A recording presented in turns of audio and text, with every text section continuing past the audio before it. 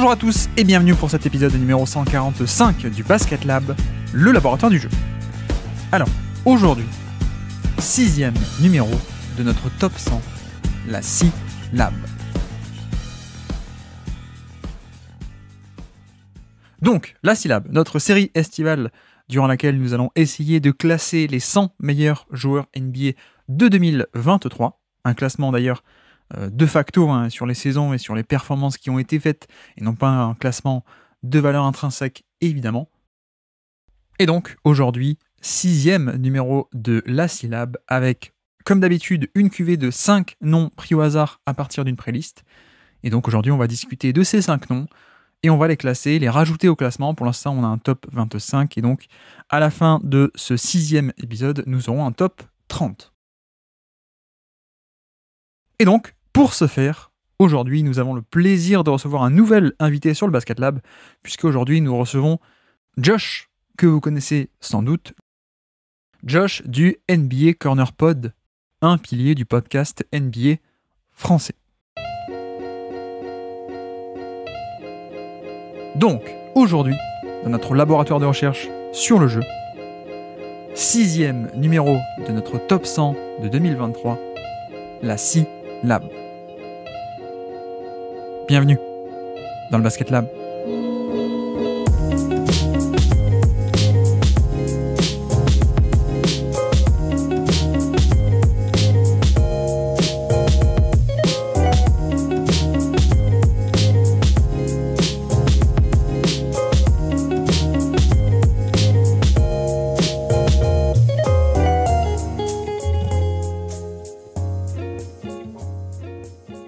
Donc, on se retrouve pour notre 6e numéro déjà de la C-Lab, notre top 100 de 2023, et on accueille pour ça un nouvel invité. Vous savez que c'est un top 100 participatif où on accueille plein de gens de différents médias, et donc aujourd'hui on reçoit Josh. Comment ça va, Josh ? Salut Guillaume, ça va très très bien, et je suis ravi de participer à ce top 100. Ravi, mais tu sais que la tâche est compliquée. Très compliqué. Je suis même un peu stressé, tu vois, parce que quand tu m'as parlé de ça, quand il a fallu préparer cette émission, je me suis rendu compte que c'est pas simple du tout. Oui, c'est pour ça qu'on le fait, parce qu'on est un peu maso.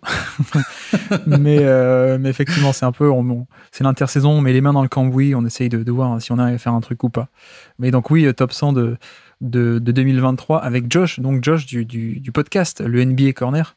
Toi tu fais une pause cet été, mais le bien connu NBA Corner Pod, où tu reçois toutes les semaines un invité différent pour parler d'actu surtout. C'est ça aussi le truc principal, toi, c'est de l'actu. Exactement, ouais. On parle d'actualité, on passe la semaine en revue, c'est tous les vendredis logiquement, sauf exception, le numéro, et voilà, c'est de parler des matchs, essayer de ressortir des tendances, des joueurs, des équipes qui ont marqué la semaine, et essayer aussi de mettre des coups de projecteur sur certains joueurs que j'aime bien. C'est purement c'est purement mon avis personnel, mais voilà, j'essaie de parler des joueurs qui pour moi me tapent dans l'œil, et où je me dis tiens, j'ai envie de partager ça avec les auditeurs et de leur dire de jeter un œil sur certains joueurs qui vraiment sortent du lot, quoi. Et tu as eu des gros guests en plus sur l'émission. Oui. J'ai eu des gens. J'ai eu toi déjà. Non, je parlais pas de moi. Je savais que tu ferais la blague. Non, mais j'ai eu l'opportunité d'avoir quelques personnalités sympathiques, les gens de Trash Talk, Tony Parker, des coachs. J'essaye de diversifier vraiment les intervenants. Et puis j'ai mon poteau Charles, ouais, qui est là tout le temps pour m'accompagner aussi. On a notre duo tous les deux, et puis voilà, j'essaie de varier les plaisirs et de donner aussi la voix à des gens qu'on entend peu, ouais, et qui font partie de la communauté basket, qu'on lit sur Twitter, qui partagent leurs avis régulièrement, et quand je les trouve pertinents, j'essaie de les contacter et j'essaie de les rameuter dans mon émission. Voilà. Je crois que tu as eu Georges Eddy aussi, non, si je dis pas de bêtises. Oui, effectivement, plusieurs fois Georges Eddy, j'ai eu Rémi Reverchon, j'ai eu pas mal de gens, ouais. Tu m'avais fait passer après Georges Eddy, moi c'était merci du cadeau. Merci du cadeau. Ah, parce que t'avais mis la pression, cette histoire. Non. Oui, un peu, je crois que c'était après t'avais dû faire Georges Eddy pour le match à Paris, je crois, un truc comme ça. Oui, il y avait son documentaire aussi qui sortait sur sa carrière. Aussi, ouais. Et excellent moment parce que pour la petite histoire en coulisses, si je peux me permettre, en 2 secondes, avec Georges, je l'avais contacté, il m'avait dit je veux bien parler dans ton émission, mais on va parler pendant 10 minutes, un quart d'heure, quoi, histoire de parler vite fait du documentaire et puis basta. Pour lui, ça allait être vite fait plié. Et on a enregistré. Moi, j'étais parti pour enregistrer, si tu veux, 20 minutes d'émission tout au plus. Et j'avais prévu une deuxième partie avec Charles. Et Charles, je l'ai rappelé une heure et demie plus tard en lui disant, écoute, Charlie, c'est bon. J'ai plus de 45 minutes d'émission et à la fin de l'émission, quand j'ai arrêté l'enregistrement avec Georges, je lui ai dit, bah, Georges, on vient de faire, je sais plus combien dure l'émission, mais entre 45 ou 50 minutes, je sais plus. Et lui-même était étonné du temps qu'on avait passé à discuter de lui et moi. Et on avait passé vraiment un bon moment. C'était le truc spontané et chaleureux ouais, bien sûr.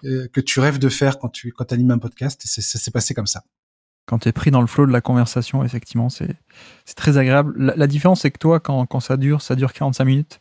Nous, quand on se laisse parler, parfois, ça peut aller jusqu'à 3 heures avec Nico ou avec Antoine. Mais voilà. Mais alors, attends, mais moi, je m'impose des règles désormais. Je veux que mon podcast dure à peu près 1 heure. J'essaye de pas déroger à cette règle-là parce que je pense que quand je parle d'actualité, des fois, on a tendance à partir dans les limbes des stades, des discussions, des avis, tout ça. Tout à fait. Voilà. J'essaye de faire un truc où les gens ont 1 heure à consacrer à cette histoire et puis après peuvent faire autre chose. Mais c'est clair et net que souvent, je me sens la capacité de parler encore et encore de tout ça, quoi. Oui, tu essayes. Enfin, moi aussi j'essaye, mais moi j'y arrive pas. tu arrives mieux que moi. C'est pour ça qu'on aime bien ce que tu fais, Guillaume. C'est parce que toi, t'hésites pas. Tu vas à fond. Moi, j'essaye de proposer pour les gens qui sont sur la route en vacances, dans des bouchons. C'est ça l'idée. Qui font Paris-Bordeaux. C'est ça, voilà. En bagnole. Par les nationales, sans le péage. Perpignan-Lens, même parfois, on a des podcasts qui peuvent vous faire Perpignan-Lens. Mais bref. Exactement. Bon, alors la cuvée du jour. Nous sommes dans la syllabe classement top 100 qu'on construit petit à petit. Pour l'instant, on a un top 25. Donc, notre cuvée du jour. Alors, top 100, mais bon, en vrai, c'est plutôt du top 2 à la 100e place, hein, parce que bon, je crois que le numéro 1 de NBA est à peu près clair, et du coup, il est aujourd'hui. Petit indice chez vous. Ah oui, allez, oui, je pense qu'on est d'accord avec toi et moi là-dessus. Ouais. Oui, je pense, oui. Bon, donc du coup, aujourd'hui, dans la cuvée, il y a Nikola Jokic, évidemment. Est-ce qu'on va le classer ou est-ce qu'on va le passer vite? Je ne sais pas. mais donc, on a du Jokic, on a du Markkanen, on a du Anunoby, on a du Al Horford et du Bogdanovic, et pas Bogdan Bogdanovic. Mais avant ça, le classement actuel, est-ce que tu as des remarques à faire ou des éléments qui t'ont choqué par rapport au classement actuel? Alors, des éléments qui m'ont choqué, non, je suis pas quelqu'un qui est choqué facilement. Il en faut beaucoup pour me choquer. Je dirais pas ça, mais il y a des noms qui effectivement sortent du lot. Est-ce que c'est le moment où je parle un peu des best of the rest ou pas encore? On peut, ouais, vas-y. Parce que en fait, tu m'as filé donc la liste des 100 potentiels. Enfin, ceux qui allaient faire la liste des 100, ceux que tu avais mis de côté voilà, dans le classement, et donc la liste des 25 que tu as déjà classés. Et là-dedans, on va dire qu'il y a 2 noms, par exemple, dans la liste des 25, là. Je pense à Gordon Hayward et Quentin Grimes. Il y a des joueurs dans la liste qui restent, des joueurs qu'on a laissés de côté, qui, je pense, auraient peut-être leur place prendre à la place de Quentin Grimes et Gordon Hayward, et peut-être Buddy Hield aussi, voilà. Je pense qu'il y a des joueurs qui étaient qui, moi, je trouve, étaient plus impactants dans la saison. Alors qui, du coup? Alors, je dirais Trey Murphy, the third des Pelicans. Ça, c'est un joueur, pour ceux qui écoutent le NBA Corner, le podcast NBA Corner savent que j'adore les Pelicans, j'adore Herb Jones et Trey Murphy. Et Trey Murphy, son évolution de sa saison de rookie à celle qui nous a proposé la saison dernière, j'ai trouvé ça très impressionnant. J'adore son jeu défensivement, j'adore ce qu'il propose en attaque. Il a eu pas mal l'occasion de prendre des responsabilités la saison passée sur le terrain pour les Pelicans, et j'ai beaucoup aimé ce qu'il a montré dans ce cas de figure, qu'il était bien plus qu'un spot-up shooter, en plus d'avoir des qualités athlétiques hors du commun. Donc voilà, j'aime beaucoup ce joueur, et je pense qu'il va devenir quelqu'un dans cette ligue, oui. un vrai bon joueur. Il y a Cameron Johnson qui est parti donc des Suns aux Nets dans le fameux transfert avec Kevin Durant. Oui, alors, essaye un peu de détailler Cam Johnson, parce qu'effectivement, les autres, d'autres ont déjà fait l'argumentaire pour Trey Murphy, Franz Wagner, mais Cam Johnson, t'es le premier à nous le dire. Alors pourquoi il t'intéresserait pourquoi tu penses qu'il mériterait d'y être? Cameron Johnson, pourquoi je pense qu'il mérite d'y être? Parce que c'est un joueur qui, je trouve, possède des qualités qui fonctionnent, typiquement en NBA. Il est très bon défensivement. Je trouve qu'il est très solide défensivement. Il est intelligent Ouais. dans sa façon de défendre. Il a des capacités. Je veux dire, il a vraiment le profil d'un type d'un ailier. Il est très bon aussi en attaque. Son shooting est excellent. Et je trouve il a vraiment aujourd'hui un éventail de compétences qui, je trouve, peuvent vraiment faire des Nets. Je sais pas comment on jugera le transfert de Kevin Durant dans quelques années, mais quand tu vois Cam Johnson et Mikal Bridges qui reviennent en contrepartie du côté des Nets, franchement, t'es Brooklyn, tu te frottes les mains, quoi. Parce que c'est vraiment deux joueurs, je trouve, qui ont les capacités d'être excellents à l'avenir. C'est vrai que Cam Johnson, pourquoi est-ce que je l'avais pas? Parce qu'il y a 25 matchs à Brooklyn, 25 matchs à gros temps de jeu, etc. Oui, c'est vrai qu'il a été énormément blessé. Il a commencé la saison blessé, il me semble. Ouais. C'est ça, ouais. Il fait que 17 matchs à Phoenix, donc ce qui fait un total pas énorme au niveau de match, mais non, mais effectivement, tu vois, quand tu me dis ça, et même si tu me dis est-ce que tu préfères Cam Johnson ou Buddy Hield, effectivement, je crois que je préfère assez largement Cam Johnson, donc j'ai sans doute sous-estimé sa candidature. Donc je le note.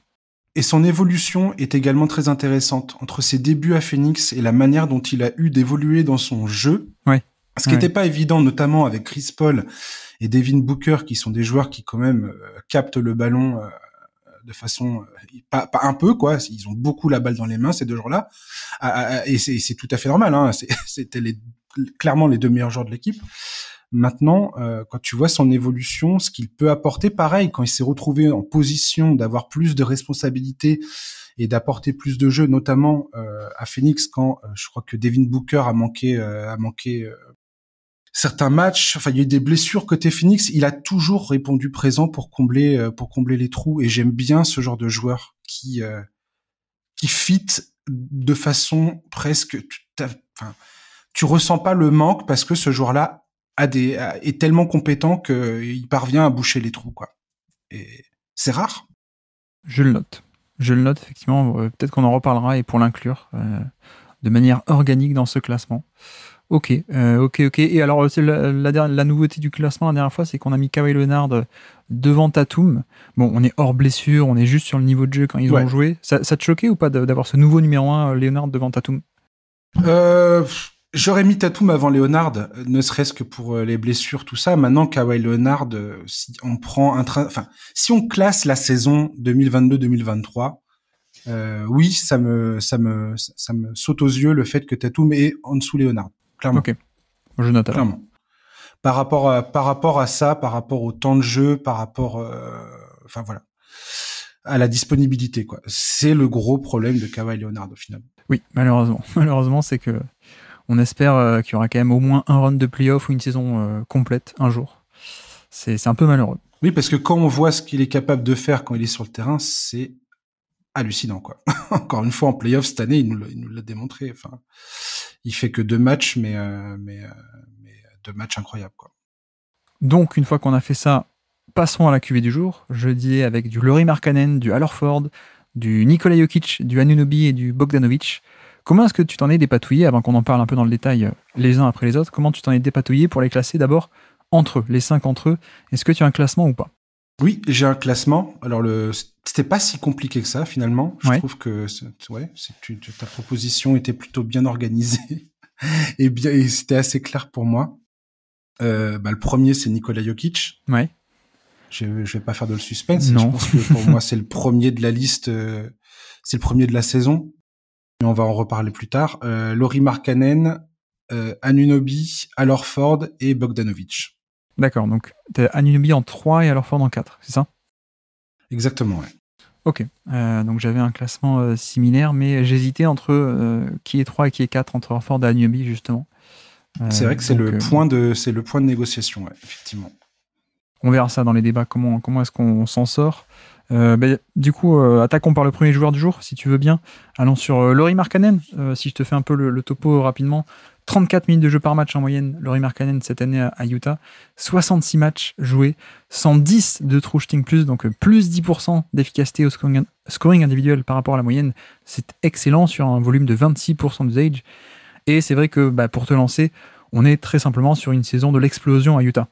Complètement. En fait, le parcours de Markkanen est assez incroyable. Quand tu regardes son entrée en NBA en 2017, il est drafté par Minnesota, il est inclus dans le transfert pour faire venir Jimmy Butler aux Bulls. Donc il part aux Bulls et il arrive sous le régime catastrophique de Garpax, Gary Foreman le GM et John Paxson à la tête des opérations basket.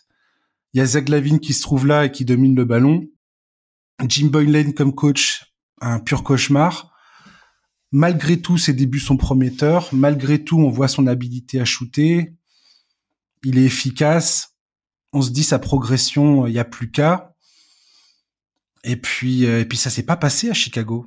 Ça s'est pas passé du tout. Il a stagné. Le transfert pour faire venir Vucevic a totalement annihilé sa progression puisqu'il s'est retrouvé sur le banc. Après, t'as eu le signing trade à Cleveland en août 2021.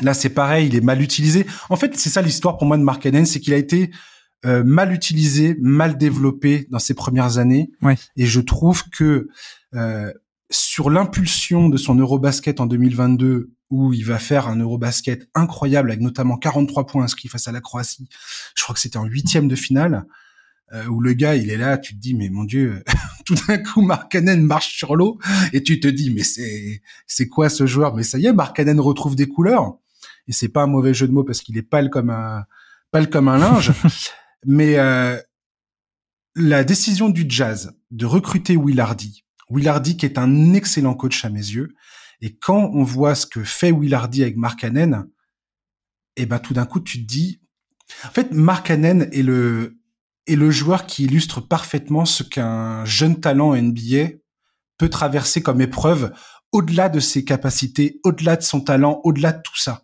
Oui, tu veux dire enfin bien utilisé cette année, quoi. La bonne, tu sais, le fameux la bonne situation. Ouais. Tu vois ce que je veux dire? Oui, bien sûr. Le truc qu'on entend tout le temps, en fait, pour certains joueurs. Et pour certains, ça se passe, et pour d'autres, ça se passe pas du tout. Et Markkanen, je pense que c'est typiquement ce genre de joueur. Maintenant, la question qu'il faudra se poser avec Markkanen, c'est est-ce qu'il est capable de maintenir cette production, qui est exceptionnelle cette année à Utah. Ça n'a rien à voir avec ce qu'il a fait ses premières saisons, dans les premières saisons de sa carrière. Donc, il y a eu vraiment une cassure entre ses premières saisons et ce qu'il a fait à Utah. Est-ce que c'est Will Hardy? Est-ce que c'est lui? Est-ce que quelle combinaison des deux? Comment tout ça se joue? Quel est l'équilibre exact dans tout ça? Franchement, ça va être passionnant à suivre, ça. C'est effectivement, je pense qu'il y a un vrai palier qui a été passé entre Cleveland et Utah. Alors même que déjà à Cleveland, il faisait une plutôt pas mal saison en 2022. Ouais. Mais pour moi, la différence, ça se fait sur le jump shot, en fait, cette année. Et c'est comme ça qu'on explique cette efficacité qui est très, très bonne. C'est que enfin, le 3 points ou le jump shot de manière générale clique enfin pour de vrai, comme on dit. Moi, je l'avais scouté un peu à l'époque de la fac et on voyait le potentiel de shoot, mais c'est jamais vraiment totalement rentré avant cette année. On était plutôt sur un shooter au niveau de la moyenne, notamment à 3 points, à part la fameuse année 2021 où tout le monde a bien shooté. C'est ce que j'allais dire. Ouais. Parce qu'il y avait personne dans les salles, mais du reste, tu vois, on est toujours autour des 36%. Et là, ça y est, on est enfin à 39% sur un énorme volume de quasi 8 par match, 43% sur les longs tirs à 2 points. Ça y est, le jump shot est là, quoi. Ouais, complètement. C'est vraiment hallucinant. Comme tu dis, c'est tout d'un coup, on lui file les responsabilités de franchise player. Clairement, on va pas tourner autour du pot. C'était le joueur majeur de cette équipe d'Utah. Il y a eu aussi le fait que je pense qu'il a commencé l'année avec Mike Conley. Ça changeait des profils de joueurs avec lesquels il avait évolué auparavant. Ouais. Mike Conley qui est plus un distributeur, qui est plus un chef d'orchestre que Zach LaVine qui quand même bouffe plutôt le ballon et cherche avant tout son shoot plutôt que de distribuer. Garland à Cleveland, un excellent meneur, mais c'est pareil, c'est un profil plus offensif, plus à essayer de trouver aussi son tir et ainsi de suite.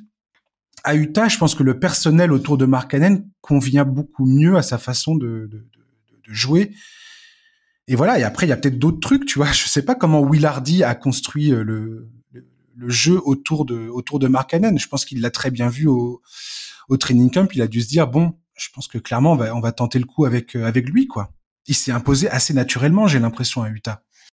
Bah, c'est ça, on est dans un système de Will Hardy, comme tu dis, assez épatant cette année en termes de nouveaux coachs, et un système offensif hyper bien huilé, et sans mauvais jeu de mots, mais Markkanen est le finisher, du coup, jeu de mots avec la Finlande, finisher génial de ce système, quoi, parce que c'est pas quelqu'un qui a de la création comme d'autres go-to-guy ou ce genre d'aspect, on pourra y revenir juste après, mais vraiment en termes de finition, il a été placé dans des systèmes et des bouts de chaîne où, bah oui, en fait, on peut utiliser ses qualités de scoreur, et c'est là-dessus où je pense que le système de Will Hardy a pas mal aidé à le mettre en position et à l'optimiser.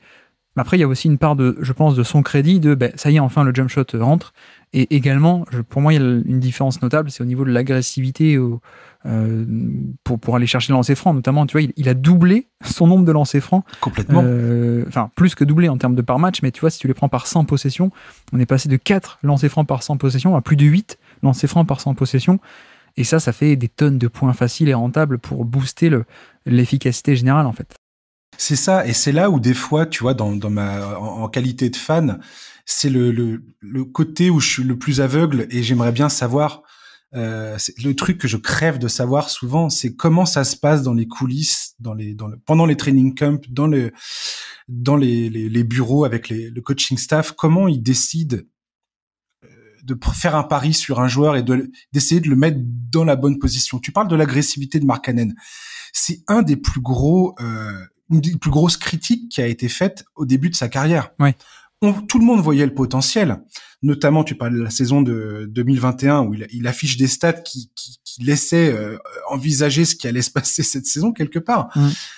Du moins, une bribe du truc. On se dit, tiens, on touche à quelque chose là. Mais à chaque fois, c'était, ouais, mais Markkanen, il est pas assez agressif, il en veut pas assez, il est pas assez tranchant. D'ailleurs, critique qu'on fait à de nombreux joueurs qui viennent d'Europe souvent dans le jeu NBA, qui sont pas assez saignants, on va dire, et à chercher aller chercher leur jeu, quoi, sur le terrain. Et là, tout d'un coup, à Utah, alors est-ce que c'est parce que Utah ne visait rien, n'avait, semble-t-il, au début de la saison, pas vraiment d'ambition sportive, si ce n'est de tanker. Tout le monde voyait Utah tanker quelque part. Oui.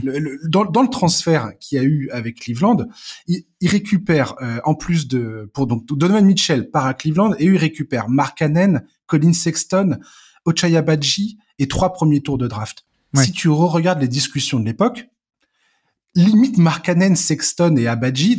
Et d'ailleurs, je m'inscris en faux. Agbaji, je savais pas du tout qui c'était. Moi, je suis pas bon dans les rookies et tout ça. J'étais là, ouais, c'est qui ce gars-là? Il est pas mal du tout, ce joueur. Mais le vrai prix de cet échange pour Danny Ainge, c'était de récupérer ses premiers tours de draft. On était là, mais quel coup de génie, c'est incroyable. Markkanen, Sexton, c'était presque on se dit, ouais, c'est pas mal, on verra bien, quoi.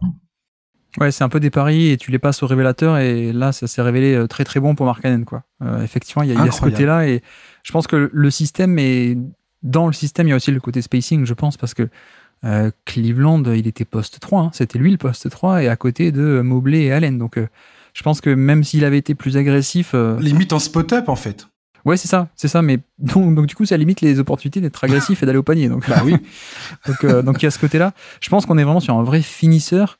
Après, moi, j'ai peut-être 2 nuances que sont par rapport à la création collective, où je pense que justement, on est plus sur un finisseur que sur un vrai go-to-guy créateur de jeux collectifs. C'est peut-être un peu une nuance à mettre, parce que dès qu'il a la balle, en gros, il shoot, hein, il va pas trop passer, il a pas le côté cérébral de créer pour autrui, ou même en gros volume, même en petit volume d'ailleurs.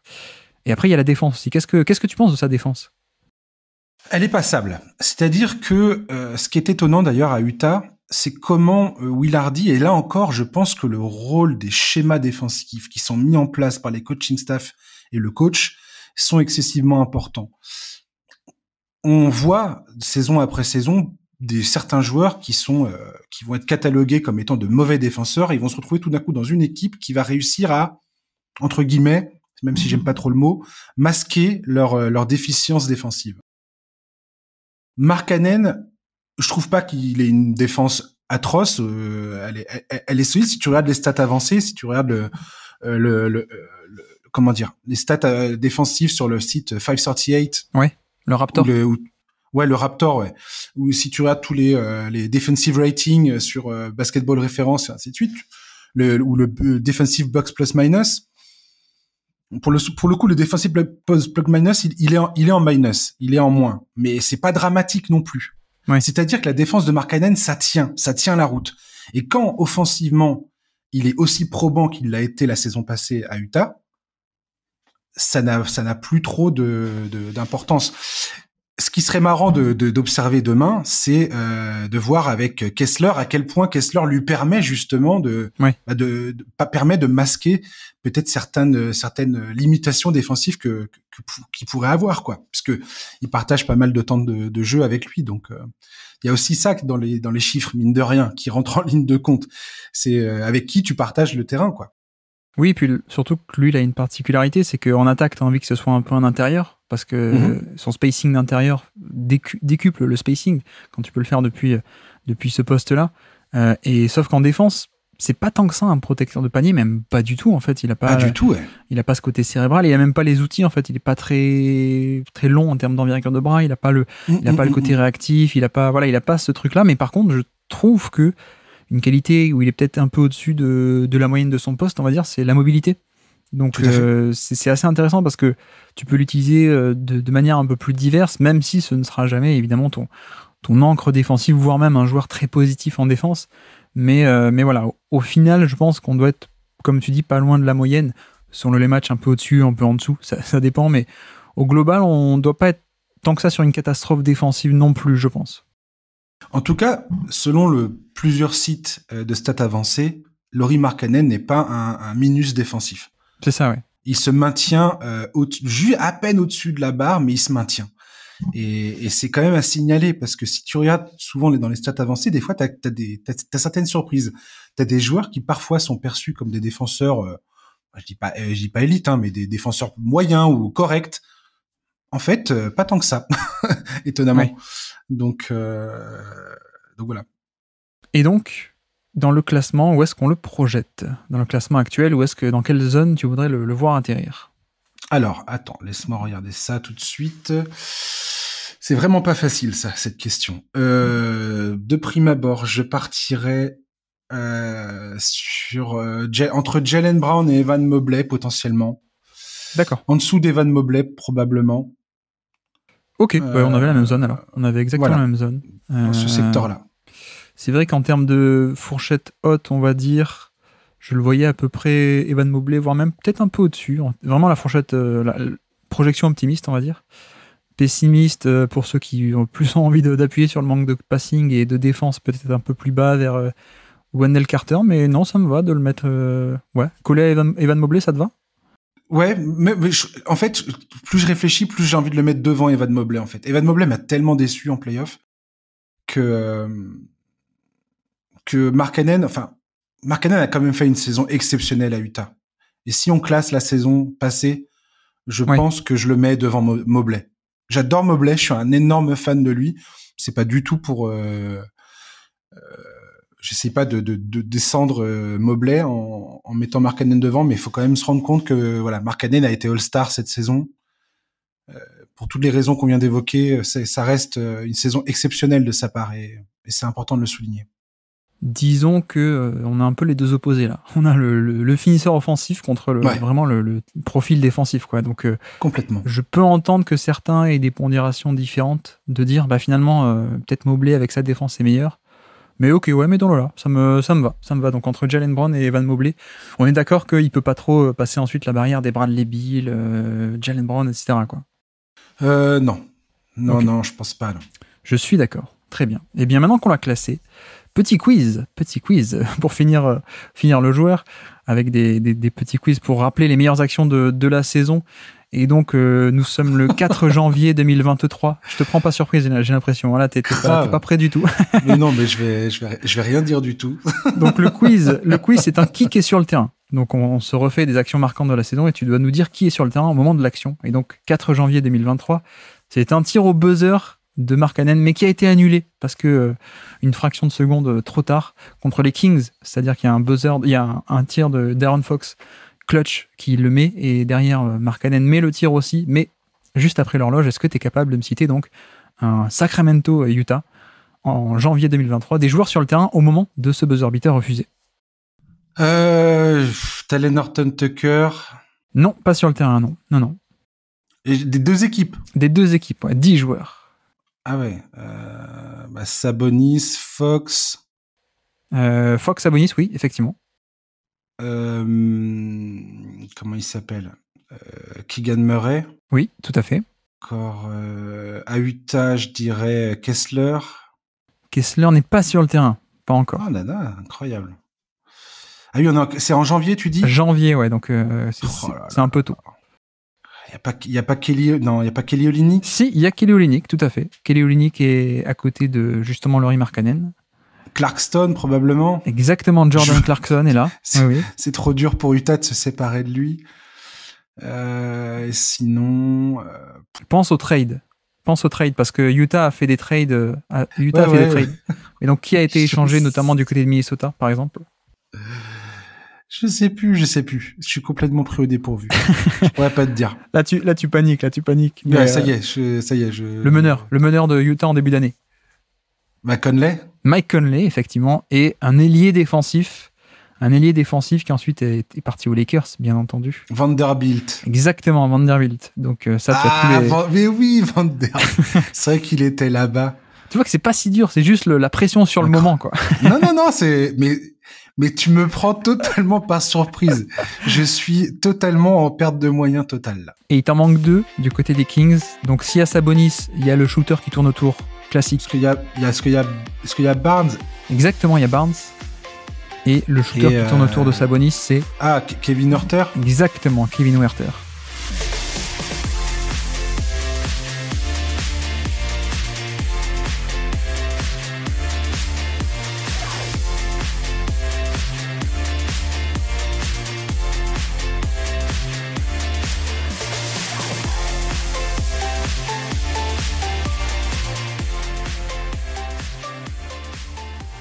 Bref, donc avançons, deuxième joueur du jour.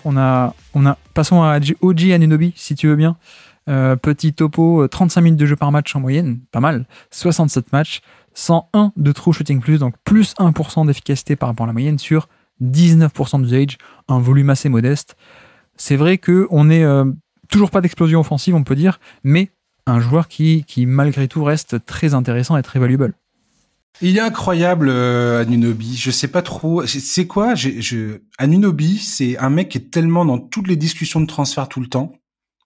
C'est le prototype pour moi du joueur moderne. Le profil 3&D, 3 points défense par excellence, qui est perçu par par les 29 autres franchises de la NBA comme potentiellement la pièce manquante pour aller au titre.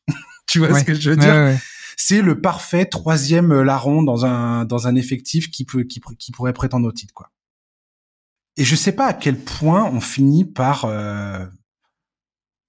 Est-ce que des fois je me dis, mais quand j'ai préparé cette émission, je me suis dit, mais est-ce qu'on ne le voit pas des fois un peu trop beau, Anunoby? Offensivement, tu veux dire? Ben, dans sa capacité d'évolution. Oui. Il a 25 ans. Sa marge de progression, je dis pas qu'il en a pas, hein, et elle est encore là. Son potentiel est encore devant nous. On se dit, tiens, c'est possible que ça aille plus loin. Mais je me dis qu'il y a quand même beaucoup de choses qui doivent se produire pour qu'il y parvienne. Il y a des choses que j'aime bien chez ce joueur-là, sa défense. Il est capable de défendre du poste 1 à 4 sans aucun problème. Certains 5, il est capable de le faire aussi, parce qu'il est costaud. En termes d'adresse à 3 points, c'est exactement ce que tu recherches. Il est fort dans les corners, il est fiable. Aucun problème là-dessus. Oui. Par contre, il maîtrise pas trop bien le ballon. Il a des pertes de balles et ça qui peuvent coûter cher. C'est pas le mieux inspiré quand il s'agit de prendre des décisions, quand c'est un peu le go-to guy sur le terrain. Donc, il a aussi ses limitations. Et voilà. Et comment on fait pour mesurer les limitations versus les qualités? C'est tout le problème. Et quand je regarde ces 3 dernières saisons, je trouve qu'il y a son évolution, elle est pas claire. Et je dirais pas que ça m'inquiète, mais je trouve que c'est un point qu'il faut souligner concernant OG Anunoby. Je trouve qu'au contraire, l'évolution est claire, mais elle est stagnante, en fait. C'est ça un peu ce que tu veux dire. Oui, t'as raison. Merci de corriger ce que je suis en train de dire. C'est exactement ce que j'essaye de dire. Elle est claire, mais on commence à toucher un espèce de plateau. Est-ce que c'est possible de continuer de monter ou pas? C'est ça ma question. Bah après, c'est vrai qu'il n'a que 25 ans et ça fait déjà sa 4e année où il est gros titulaire de bonnes équipes depuis donc 2020. 2019, il était encore en temps de jeu réduit dans l'équipe qui est championne. Mais là, ça fait 4 saisons d'affilée où il est gros temps de jeu, gros rôle, etc. Et c'est vrai qu'il y a toujours un peu le running gag de cette année, c'est l'année du MIP pour Anunoby. J'ai l'impression que ça fait 5 ans qu'on l'entend justement et que ça n'arrive pas. Et effectivement, il y a des limitations offensives et je pense que malgré tout, on est sur un profil très intéressant parce que le niveau défensif est à ce point bon en fait. C'est ça aussi le truc. Bah, il a fait quoi? Il a fait une second team All Defense dans sa carrière pour l'instant. Je crois que c'est tout. Il est en tête du classement des meilleurs intercepteurs cette saison.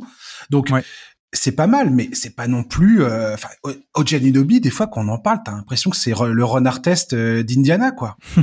et je trouve pas que ça soit ça encore. Des fois, j'ai l'impression qu'on le voit trop beau, en fait. Disons qu'il il a un impact défensif qui est surtout dans sa polyvalence sur l'homme, comme tu disais. Entre les postes 1 à 4, voire même 1 à 5, si le 5 ne s'appelle pas Jokic ou Embiid, en fait. Mais donc, extrême polyvalence, mais c'est vrai que moi, j'ai toujours été un peu sur ma faim au niveau de... Il n'a pas le volume de protection du panier, de défense loin du ballon, peut-être comme d'autres peuvent l'avoir avec le même profil physique. Lui, il est un peu moins impactant là-dedans, par exemple. Et tu vois, s'il était très très bon en protection du panier depuis le poste d'ailier, ça serait absolument incroyable. Mais il a peut-être pas ça totalement, mais un incroyable playmaker défensif avec des mains incroyables, des bras très longs. Enfin voilà, le prototype vraiment du mobile, fort puissant, je veux dire, etc. Mais complètement. Et après, on est sur offensivement, bah oui, il y a des limitations, mais en même temps, tu te dis, bon, bah il y a juste ce qu'il faut, je trouve, pour que le joueur soit largement viable, en fait. On n'a pas affaire à un non-shooter, par exemple. On a quelqu'un qui est un bon shooter, comme tu disais, au niveau des pourcentages, 39% sur plus de 5 tentatives par match, quasiment que des catch and shoot, mais c'est déjà ça, c'est déjà excellent. Et c'est vrai qu'on a peut-être que ce qui nous manque, c'est le côté développement de la création offensive. Et tu vois, cette année sur drive, par exemple, il est à 0,94 points par tir tenté en fin de drive, 0,94. C'est parmi les gros drivers à plus de 5 drives par match, c'est 127e sur 132. 127 sur 132. C'est très très peu efficace et productif parce que il n'a pas le toucher de balle, il n'a pas un dribble fonctionnel, il n'a pas d'agressivité au lancer franc. Donc il y a des manques, mais on va dire qu'on est sur le profil défense de haut niveau plus un profil offensif très role player. Et d'ailleurs, tu vois, 70% de ses paniers sont assistés. C'est comme du Harrison Barnes, c'est comme du Caleb Martin, c'est comme du Melton. Voilà, c'est le role player, le 3&D par excellence. C'est aussi le rôle qu'on lui a donné à Toronto ces dernières années, j'ai envie de te dire. Et dans les notes que j'ai préparées, je me pose la question de savoir, est-ce que Toronto, si jamais parce que là, il a une option joueur à activer ou non après la saison prochaine. Tout le monde pense qu'il ne va pas l'activer, qu'il va la rejeter et signer un nouveau contrat beaucoup plus riche, puisque tout le monde devrait s'arracher ses services si jamais Toronto ne décide pas de le re-signer. Je me posais la question concernant les Raptors par rapport à l'évolution d'OG Anunoby dans ton effectif. Aujourd'hui, est-ce que pour toi, Guillaume, il y aurait pas une décision à prendre du côté de Toronto concernant la hiérarchie entre Scottie Barnes et Pascal Siakam et OG Anunoby? Et est-ce qu'il y a un moment, tu devrais pas faire un choix? Grosso modo, je pense que le choix se profile entre Siakam et Anunoby. Pour moi. Et je trouve que garder Siakam, c'est potentiellement un frein dans l'évolution d'Anunoby parce que Siakam a la balle dans les mains et ça prive justement Anunoby de de ce baptême du feu où il se retrouverait avec la balle à devoir prendre des décisions, à devoir se montrer beaucoup plus agressif, ainsi de suite. La saison passée, il a joué 10 matchs sans Pascal Siakam. Sa moyenne de points est passée de 16 points en moyenne à 22. il a eu quasiment 2 rebonds de plus par match et quasiment une passe de plus par match en moyenne sur ces 10 matchs. Donc, en termes de potentiel, il y a quelque chose d'intéressant là-dedans. On se dit, tiens, il est capable encore de passer un palier. Mais pour moi, il y a peut-être dans le profil d'ailier, ailier fort, voilà, enfin le même profil que lui à Toronto, c'est peut-être un peu too much, quoi. Bah, je suis peut-être alors plus pessimiste que toi sur ce côté potentiel restant. Mais après, là où je suis d'accord, c'est que il y a peut-être une vision peut-être une vision négative, mais disons que Anunoby ne va pas te faire l'équipe. En fait, c'est pas lui qui crée le bon contexte, c'est pas lui qui crée la bonne équipe. Et donc, sans doute que Anunoby, tu le mets dans une autre équipe qui est déjà très bonne, plutôt que dans ce Toronto où ça manque de création offensive. Et donc, du coup, ses carences peut-être ressortent un peu plus. Mais tu le mets dans un Boston déjà très fort, tu le mets, je sais pas, n'importe où, Milwaukee ou d'autres équipes, Miami, où c'est pas à lui à faire la création offensive. Je pense qu'on aurait une vision peut-être un peu plus positive en se disant, en se concentrant moins sur ce qu'il ne fait pas ou pas beaucoup, et peut-être un peu plus sur le côté, bah oui, c'est le role player parfait, le lieutenant parfait, tant que tu as déjà des stars à côté pour la création. Et c'est peut-être ça le problème, c'est qu'à Toronto, ça fait quelques temps ça coince un peu niveau création offensive, quoi. Complètement. Et l'absence de Van Vliet va se faire ressentir, je pense, la saison prochaine. Et ouais, je suis d'accord avec toi. Parce qu'après, Anunoby, je suis d'accord. Enfin, moi, c'est comme ça que je le vois. Je me dis, faut que ça soit au mieux le 3e meilleur joueur de ton effectif. Ouais. Mais j'ai peur aujourd'hui, avec l'espèce d'aura qu'il y a autour de ce joueur et de ce qu'il peut apporter aux équipes NBA, que son prochain contrat le rende, le fasse. Et je sais pas s'il sera à la hauteur de son prochain contrat, quoi. Oui. Ce qui va être un thème classique dans l'NBA en ce moment. Mais absolument. C'est-à-dire que demain, si tu mets trop de thunes sur OG Anunoby et que tu plombes ton salary cap en pensant qu'il est capable de passer un palier encore, mais un vrai palier, c'est-à-dire de vraiment s'imposer comme un potentiel numéro 2 de ton effectif, ben, faut que t'aies la foi, quoi. Et donc, niveau classement, où est-ce qu'on le projette? En termes de classement, où ça? Oh là là. En dessous Kyle Anderson, non, je déconne. OG Anunoby, je le mettrais entre Miles Turner et Aaron Gordon dans cette zone-là, encore une fois. Ah, alors on va être pas d'accord du tout, alors. Ah ouais, toi, tu le mets où?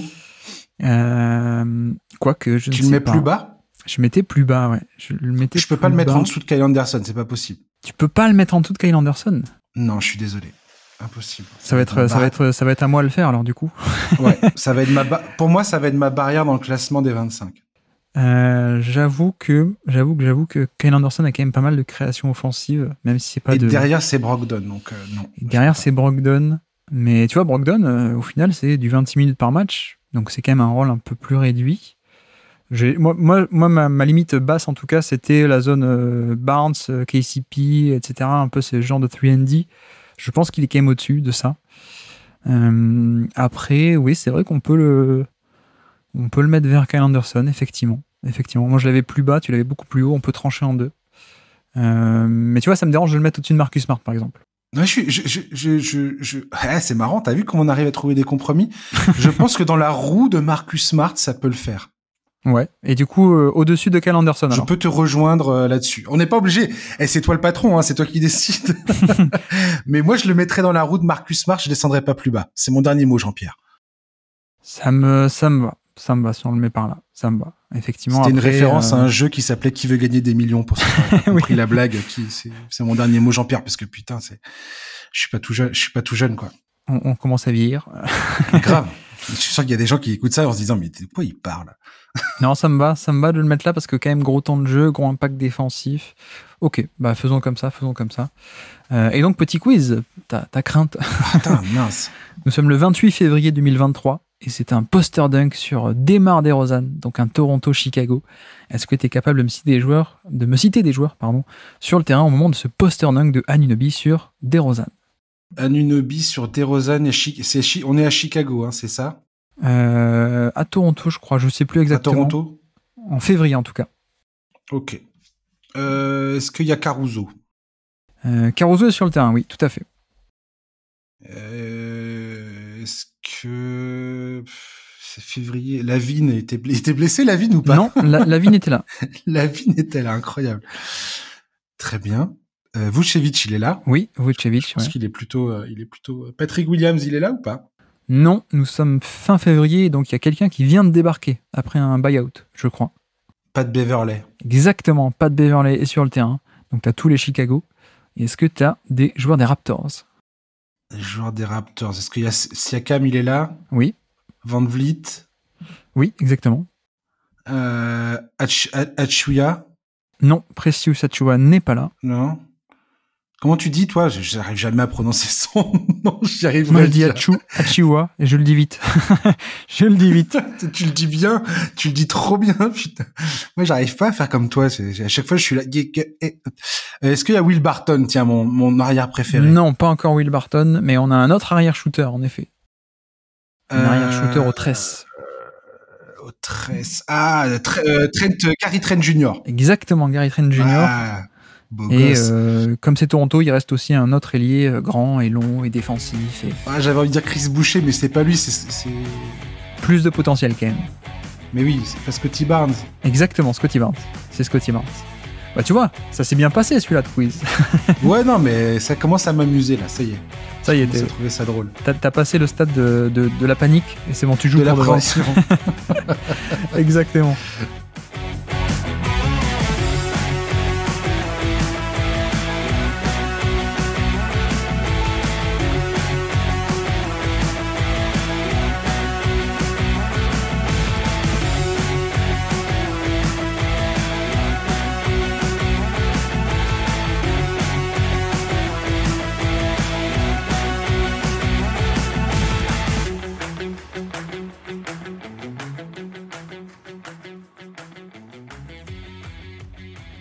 Bah tiens, enchaînons sur Hallerford si tu veux bien, puisque on avait les deux un peu collés dans le classement. 30 minutes de jeu par match pour Hallerford, 63 matchs cette année, 109 de true shooting plus, donc plus 9% d'efficacité par rapport à la moyenne sur 12% d'usage, donc vraiment un usage, un volume très très réduit cette année. Et c'est vrai qu'on commence à avoir un Hallerford assez âgé, mais mine de rien toujours très, très précieux. Complètement. Ce joueur m'impressionne, encore et toujours. Je vais te demander de pas sauter, de pas hurler quand je vais dire ce que je vais dire, d'accord? Il faut qu'on se comprenne bien dans ce que je vais dire.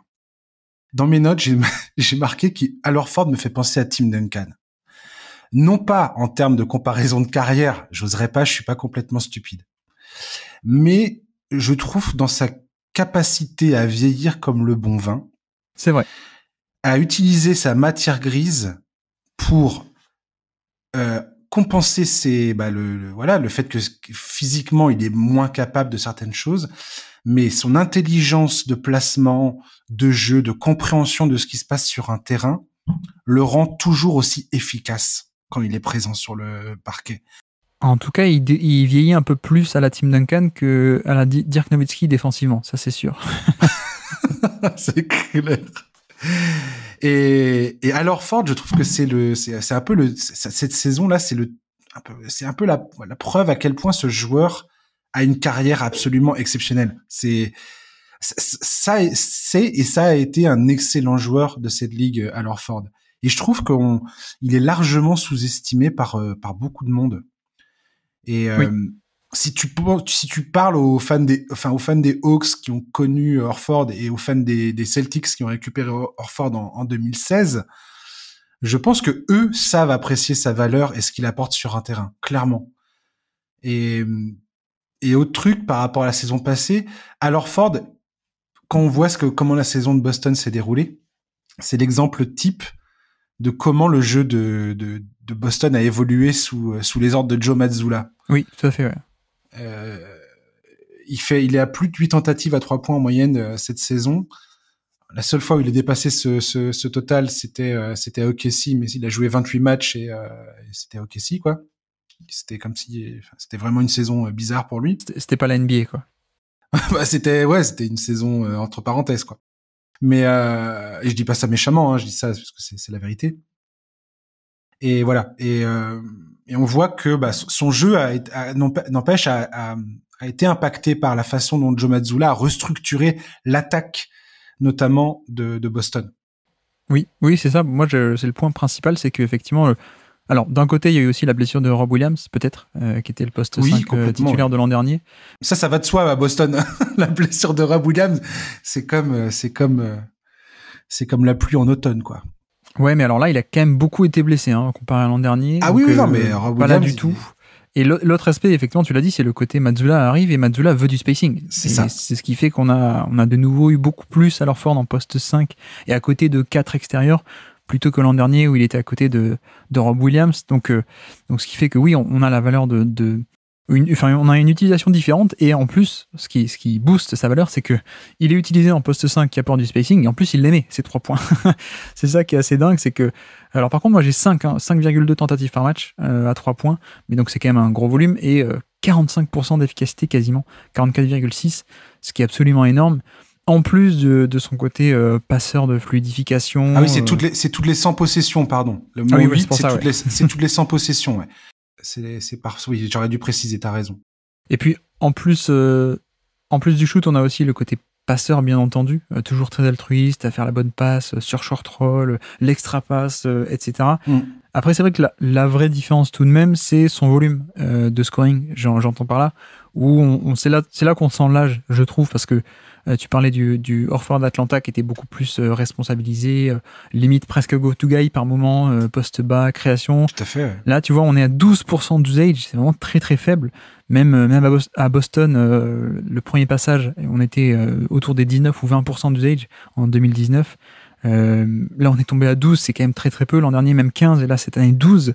Et même en termes de nombre de paniers assistés aussi, c'est assez intéressant parce qu'on voit bien ce côté. Horford est devenu un finisseur, non pas un créateur, mais un finisseur et en plus un petit volume. Mais en termes de pourcentage de paniers assistés, on est passé de 67% sur son premier passage à Boston, où on était autour de ce nombre-là, 67% de ses paniers qui étaient assistés, et le total est monté à 88 cette année, 88% de ses paniers qui étaient assistés, donc là on a vraiment ce côté, bon bah t'es encore sur le terrain, mais tu fais que finir, quoi.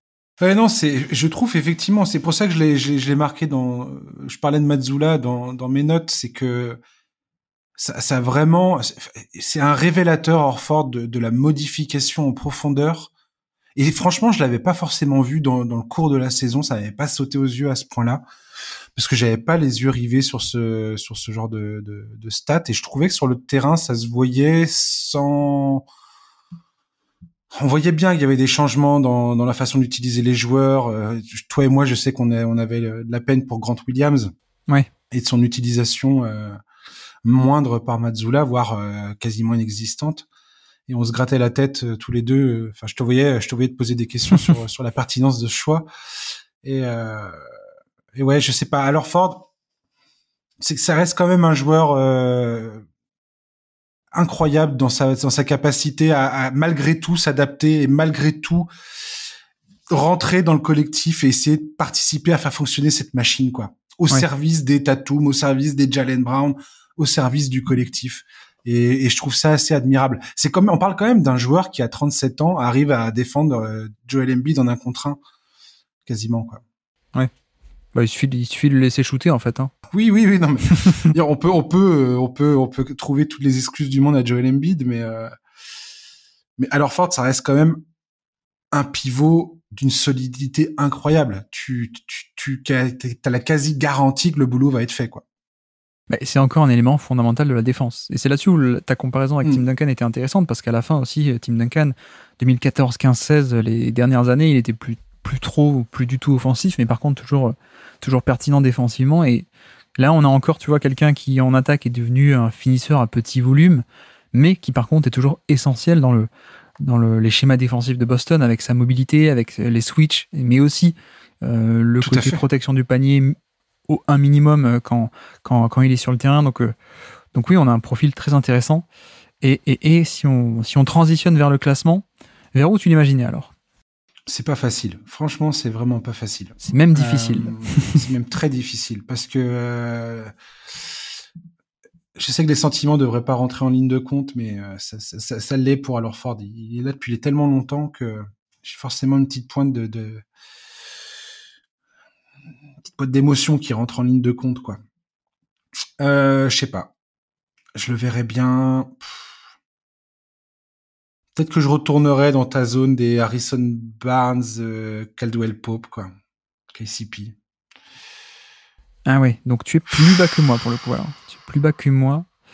Moi, je Ouais, l'imaginais vraiment tu à le mets où, côté toi? de Anunoby, du coup, dans cette zone-là. Dans cette zone-là, donc c'est-à-dire au niveau de Smart et Anderson, quoi.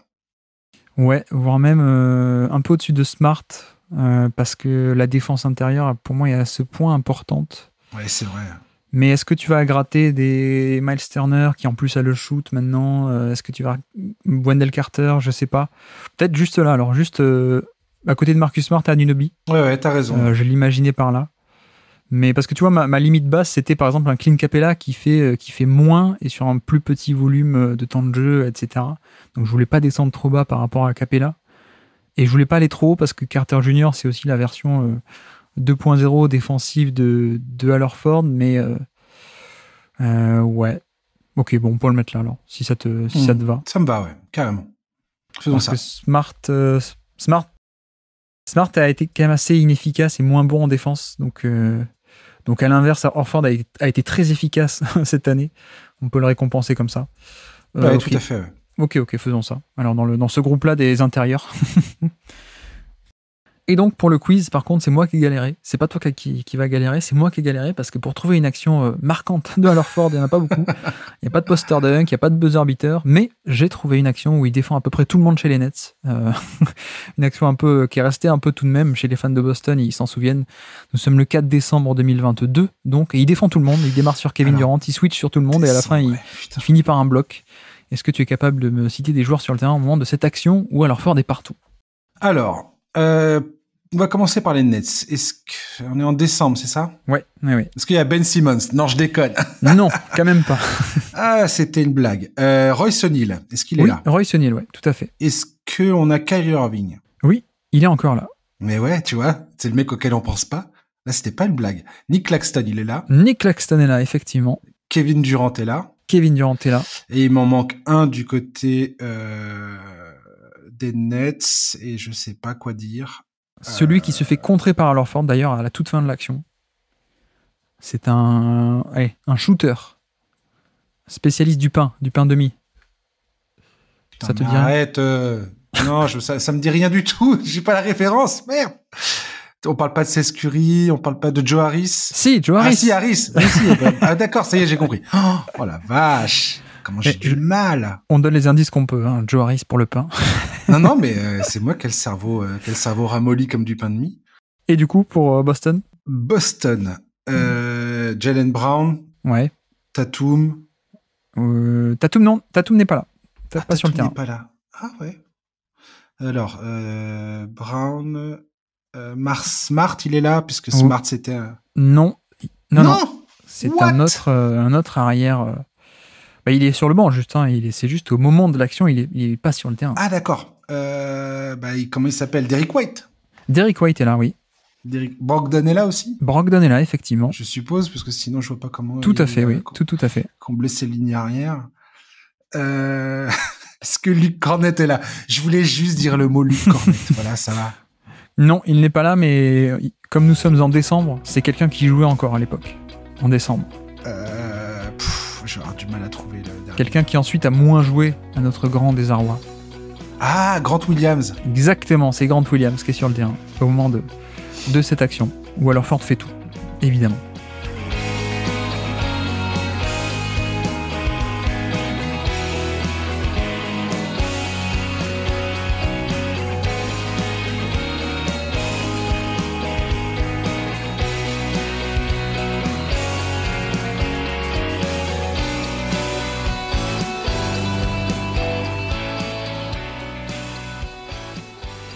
Donc avançons sur le 4e joueur du jour, si je ne dis pas de bêtises, le cas de Bogdanovic, 28 minutes par match en 2023, 54 matchs, 101 de true shooting plus, donc plus 1% par rapport à la moyenne, sur 20% d'usage.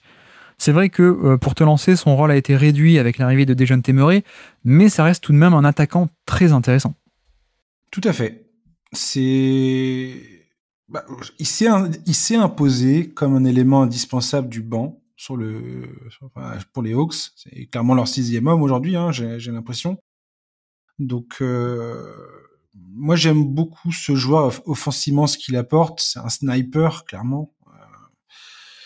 Redoutable au tir. Je trouve qu'il est créatif dans son jeu offensif. Maintenant, défensivement, ça reste un problème. Ça veut dire que je trouve que ça limite son temps de jeu à Bogdanovic, notamment dans cette équipe des Hawks où si t'as lui et Trae Young sur le terrain, ça devient compliqué, quoi. Ouais. Et pour les Hawks, c'est dommage parce que t'aimerais bien avoir l'explosivité offensive de Bogdanovic en plus d'avoir Trae Young. Si c'était pas tant que ça un problème défensivement pour de les avoir ensemble sur le terrain, quoi. Et donc voilà. C'est un joueur que j'apprécie, Bogdan Bogdanovic, mais sans être transcendé non plus par ce joueur. Ouais.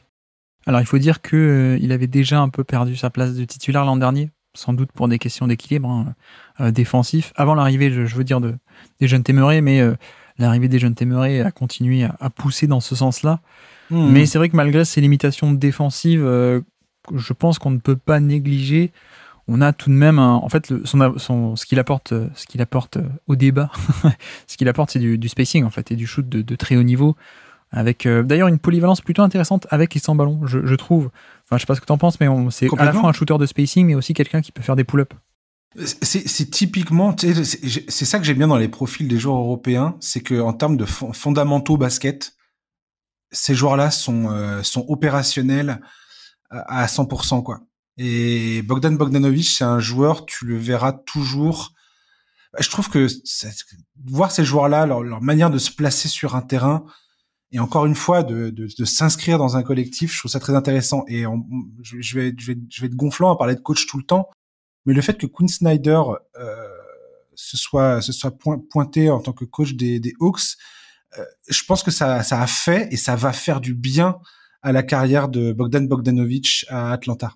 Oui. Vu qu'il vient de signer une prolongation de 4 ans, donc il est encore là, il est dans les plans en tout cas, je le pense. On verra si un jour il se fait transférer, mais je trouve que un mec comme Quinn Snyder, qui à Utah, on a bien vu que ce genre de profil de shooter élite, qui est capable d'avoir une certaine diversification dans son jeu, comme tu viens de le souligner, c'est typiquement le genre de joueur que Snyder apprécie et sait mettre en valeur sur un terrain. Oui. Pour peu qu'il y ait le bon personnel autour, quoi. C'est ça, ouais. Et puis même s'il est pas titulaire, tu vois, il joue quand même 28 minutes par match, quoi. Donc c'est pas non plus le sixième homme qui rentre et qui fait 2-3 trucs avant de se rasseoir, quoi. Bah, c'est clairement, ouais, c'est leur sixième homme, on est d'accord? Oui, même plus que, enfin, 5,5, j'ai envie de dire presque. Ouais. À mon sens, quoi. Parce que c'est aussi un des seuls, et je pense que c'est aussi pour ça qu'il a joué beaucoup, c'est que ça a été un des seuls à apporter du très bon spacing, en fait. Il y a ça qui a été un peu le manque d'Atlanta, c'était John Collins, shooter capable, mais pas à ce point au-dessus de la moyenne. Capella, non shooter. DeAndre Hunter, shooter capable. Dejounte Murray, capable, plus ou moins, on va dire. Et Trae Young, tu le vois avec la balle, et même sans ballon, il est pas énorme. Donc lui, c'était vraiment Bogdanovic, 40% à 3 points, enfin 39, pardon, sur un gros volume de quasiment 5 tentatives par match. Il peut aussi un peu faire du pull-up, même s'il n'a pas un pull-up à 3 points létal en termes d'efficacité, mais il peut. Le joueur intelligent, propre, qui a du passing, très très peu de perte de balles. Le shoot, d'ailleurs, pas que du spacing, un peu de shoot en mouvement aussi, donc ça crée aussi certaines choses. Donc franchement, oui, on est sur quelqu'un assez intéressant. D'ailleurs, plutôt aussi très efficace sur drive, pour le coup, même si ça saute pas forcément aux yeux quand on le regarde, et que c'est pas non plus des drives de création pure, hein. Il y a aussi parfois juste tirer profit d'un décalage, mais plutôt efficace. Et le problème, c'est à quel point est-ce que ces manques défensifs tirent un peu le tout vers le bas, en fait. Moi, j'en reviens à la notion d'équipe, enfin d'effectif, quoi. Et comme je disais, avec Trae Young dans l'équation, c'est pas simple pour Atlanta de faire jouer ces deux gars-là ensemble, ouais. quoi. Ouais. Ça pose vite des problèmes qui si tu commences à aller un peu loin en playoff notamment, et Dieu sait qu'il a fait une très très bonne série contre Boston cette saison. Je sais que on n'est pas là pour parler des playoffs, hein, que tu voulais parler. Si, non, mais ça compte un peu aussi, hein, les playoffs. Mais pour moi, c'est tellement important en fait dans la qualité d'un joueur de voir comment il se comporte quand t'en arrives à ce stade de la compétition, quoi. Ouais. Où clairement, tu vois les joueurs qui, est-ce que c'est du flanc ou est-ce que c'est pas du flanc? J'ai envie de te dire, c'est un peu bas du front comme raisonnement, mais Mais il y a cette idée-là quand même. Et Bogdan Bogdanovic, c'est un joueur qui n'a pas froid aux yeux. C'est un joueur qui sait ce qu'il fait, qui comprend, qui comprend le basket, quoi. Tu sens qu'il y a une vraie compréhension du jeu. Il sait pas tirer la couverture à lui. Il essaye de vraiment faire. Il a des vraies capacités, quoi, comme tu viens de les énumérer. Et non, c'est un joueur que j'apprécie énormément. Ouais. Mais ce que tu dis aussi et qui est intéressant, c'est que effectivement le problème c'est peut-être ce profil-là dans le contexte d'Atlanta où il y a déjà Trae Young évidemment, mais tu le mets dans, je sais pas, je dis n'importe quoi, mais tu le mets aux Bucks. D'ailleurs, il a failli être échangé aux Bucks il y a tout à fait, pas longtemps. Exactement. Très bon exemple, magnifique. Mais tu le mets aux Bucks à côté de Jrue Holiday et Antetokounmpo, bah, il a une valeur totalement différente parce que tu peux l'utiliser autrement et même plus. Mais tout à fait. C'est typiquement le joueur d'équipe, par exemple, où tu peux tout d'un coup le mettre en fin de match sans avoir peur de prendre la flotte dans tous les sens. Tu peux l'imaginer à la place de Grayson Allen, par exemple, aux Bucks. Ah oui, on peut, oui. Tu vois ? Non, mais typiquement, il faudrait voir en termes de salaire à quel point ça match. Je crois que Grayson Allen est quand même vachement moins payé que lui. Mais ça aurait pu être ça, tu vois, Bogdanovic. Mais c'est un peu le regret, c'est que du coup... Là, on juge 2023, donc il y a un peu ce malus de, bah oui, mais l'environnement n'a pas été top, donc optimisation, malheureusement, il faut le prendre en compte. Et donc, où est-ce que tu l'imaginais, toi, dans le classement ? Eh bien, peut-être juste en dessous de Russell Westbrook. Ça me va. Me va, ouais. Ouais, je suis assez d'accord. Le cas de Westbrook est assez particulier, lui aussi. Ouais, c'est tellement compliqué. Mais vous êtes fous de faire ça, les amis. On est assez fous, ouais. Vous êtes fous. On est assez fous. Mais après, je suis fou, mais tu vois, à chaque épisode, je reçois l'aide de quelqu'un, donc je suis pas totalement fou non plus. Tu partages les haters. Non, mais ça me va de le mettre là, ouais. Ça me va parce que effectivement, je trouve qu'il est plus intéressant que Bud Hill, notamment offensivement, plus efficace aussi que Gordon Hayward. On parle pas du prime Gordon Hayward, mais cette année, il a pas été efficace du tout. Ça me va de le mettre là, effectivement. Ok. Ah non, avant de passer à Jokic, petit quiz, évidemment. Le quiz, là. Oh. Eh ben oui, bien sûr. Je le réclame. En fin de parcours, je suis en train de réclamer le bordel, quoi. On est passé de panique totale à je réclame mon quiz. Exactement. Donc, double dose de Chicago en plus, hein, puisque nous sommes le 11 décembre 2022. C'est un match entre Atlanta et Chicago qui part en prolongation. Et il y a 2 tirs à 3 points très clutch de Bogdanovic dans cette prolongation. Et donc, au moment du deuxième tir, alors, un 3 points, pardon, et un pull-up à mi-distance. C'est quoi la date, pardon ? 11 décembre 2022. 11 décembre, ok. Est-ce que tu es capable de me citer des joueurs sur le terrain au moment du deuxième pull-up très important, très clutch, en overtime, de Bogdanovic ? Alors, on va repartir par les Bulls parce qu'on est déjà passé par Chicago. Vucevic. Oui. Lavine. Oui. DeRozan. Oui. Ayo Dosunmu. Non, c'est un autre meneur arrière, qui d'ailleurs a été re-signé cet été du côté de Chicago, qui a le nom d'une star des Lakers. Ça te dit rien, ça ? Toujours Caruso ? Non, pas Caruso, non. Il a le même prénom que Bryant. Ah, merde. Attends, mais ça s'écrit pas pareil. Ah, Kobe. Exactement, c'est Kobe White. Ah, mais c'est très drôle. Très bien. On n'a pas fini. Non, le 5e, ouais, c'est un ailier défensif, très explosif en tout cas. C'est pas Tosh, non ? Non, pas du tout. Javonte Green. Non, très très très fin, un fil de fer. Derrick Jones. Exactement, Derrick Jones. C'est peut-être que lui, explosif, fin. Derrick Jones Jr. Alors, Atlanta, c'est parti. Donc il y a Bogdan, bien évidemment, il y a Clint. Oui, tout à fait. Je vais pas faire la blague que j'avais dans la tête. Il y a DeAndre Hunter. Est-ce qu'il marchait à ce moment-là ou pas ? Il n'est pas sur le terrain au moment du tir. Est-ce qu'il y a Dejounte Murray ? Il n'y a pas Dejounte Murray, il y a l'autre. Trae Young ? Exactement. Ok. Et là, les 2 derniers, c'est le quiz hard du jour, malheureusement. Est-ce qu'il n'y a pas AJ Griffin ? Exactement, AJ Griffin, qui est d'ailleurs le fils du nouveau coach du Milwaukee, si je dis pas de bêtises. Tout à fait, ouais. Complètement. Et le dernier, Garrison Matthews. C'est pareil, je voulais juste dire Garrison Matthews dans le podcast. Je crois qu'il est encore aux Rockets, Garrison Matthews, à cette époque-là. Mais le dernier, c'est quelqu'un qui aime bien aller dans, les endroits où il y a beaucoup d'arbres, tu sais. Non. Comment on appelle ça, un endroit où il y a beaucoup d'arbres dans la nature ? J'ai des grands sapins. C'est pas Onyeka Kongu? Non. Pas du tout, mais c'est un jeu de mots. C'est un jeu de mots avec l'endroit où il y a des arbres. Trent Forest. Exactement, Trent Forest. La vache. C'est scandaleux. Mon Dieu. Je suis en train de me liquéfier à l'intérieur, quoi. C'était le quiz le plus dur. Tu l'as bien abordé tout de même. Trent Forest, notre ami qui n'aime pas les prairies, qui aime plutôt les grands arbres. Trent Forest, ancien de Utah.